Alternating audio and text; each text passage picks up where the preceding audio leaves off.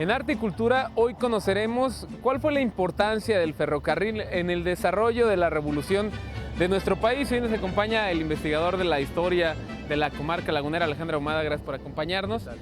Pues platícanos de qué manera influyó el tren a que se lograra la revolución. Bueno, la importancia es total. Sin ferrocarril no hubiera habido revolución. ¿Por qué?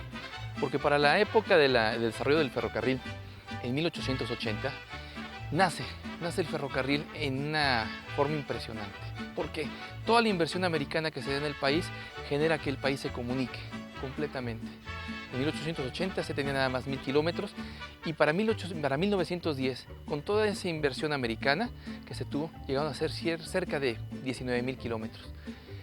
¿Qué representa esto? Pues bueno, a la fecha tenemos cerca de 20.000 kilómetros. Prácticamente lo que es el trazo ferrocarrilero que se tiene actualmente. Todo fue construido en aquella época. Fue construido antes. ¿Y qué sirvió? ¿Para qué sirvió?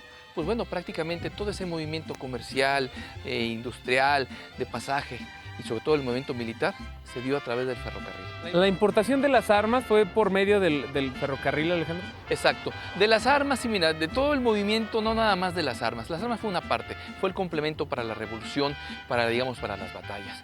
Pero el ferrocarril movía todo, movía gentes. En la época de la revolución, los trenes movían familias completas, era mover un pueblo, porque en los trenes vivía la gente, se movía la familia, se movían los que luchaban, vaya. Entonces, el tren fue muy importante, porque era el medio de comunicación, era lo más moderno en aquella época y el que tenía la capacidad en velocidad y sobre todo en movimiento de tropas, en movimiento de armamento.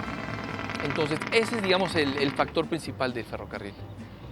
Alejandro, ahora viajamos hasta Yermo, una comunidad que se desarrolla alrededor de esta estación del ferrocarril, en donde se planea la toma de Torreón de 1914, ¿no? Exacto.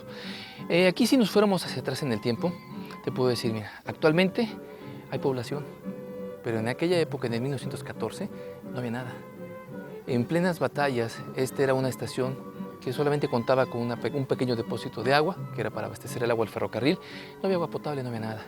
Pero en este lugar toma la gran importancia el 14 de marzo de 1914.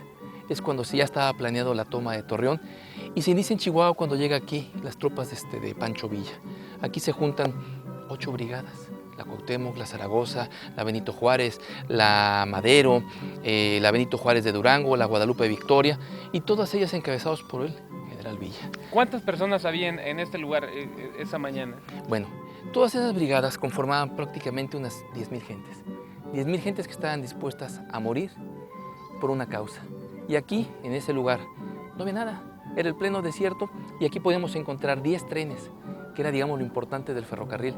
10 trenes que pudieron darle el soporte para que se hubiera dado la peor batalla, la batalla más cruel. En aquella época le llamaban un hecatombe. Un hecatombe es una masacre, es una carnicería, que así se dio en esa batalla más importante y que fue la de toma de Torreón. Por último, Alejandro, ¿cómo hubiera sido la revolución si en esa época no hubiera existido el ferrocarril? Muy diferente. Realmente, quién sabe si los objetivos se hubieran dado. El tren movió gentes, trajo de toda la República, unió también ideales. Entonces, sin ferrocarril no hubiera habido movimiento de gente, no hubiera habido movimiento de ideales, no hubiera habido movimiento de mercancía, de armamento. El tren movió todo y a todo lo aceleró. Alejandro Ahumada, investigador de la historia de la comarca lagunera, muchísimas gracias por esta entrevista. Con imágenes de Guillermo Samperio para Multimedios Televisión, Moisés González.